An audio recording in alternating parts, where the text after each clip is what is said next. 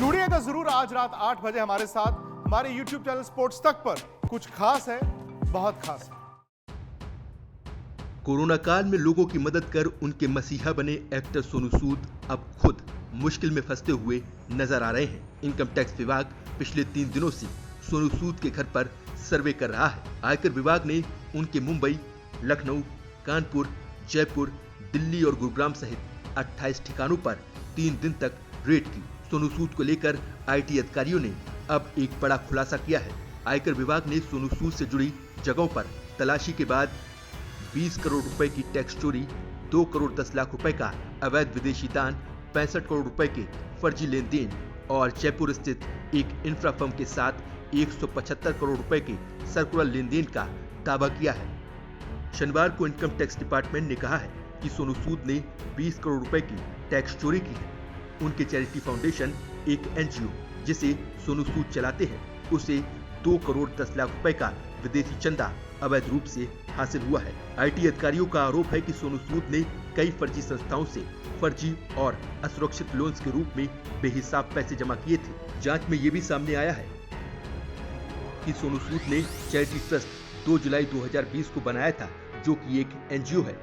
1 अप्रैल 2021 से अब तक इस ट्रस्ट में 18 करोड़ 94 लाख रुपए का डोनेशन आया। इसमें से 1 करोड़ 90 लाख रुपए अलग अलग राहत कार्यों में खर्च किए गए, जबकि 17 करोड़ रुपए अभी भी इस ट्रस्ट के खाते में है।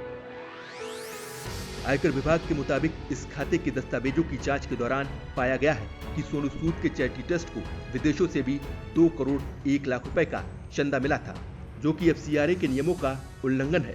सोनू सूद पर यह आरोप लगा है कि विदेशों से मिले पैसे को सोनू सूद ने कई अलग अलग जगहों पर खर्च किया।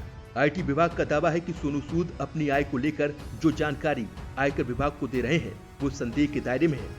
आयकर विभाग को सोनू सूद के ठिकानों पर ऐसे दस्तावेज मिले हैं जिनसे पता चलता है कि उन्होंने बड़े पैमाने पर टैक्स चोरी की है। इनकम टैक्स विभाग के मुताबिक जांच की इसी कड़ी में लखनऊ में सोनू सूद के करीबी कारोबारी की इंफ्रास्ट्रक्चर ग्रुप के कई ठिकानों पर भी रेड की गई है।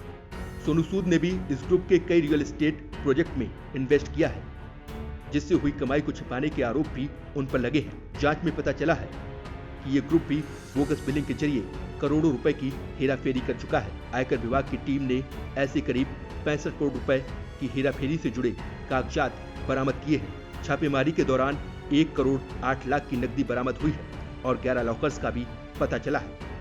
आयकर विभाग को इस कंपनी के 175 करोड़ रुपए के लेन देन पर भी संदेह है, जिसकी जांच चल रही है।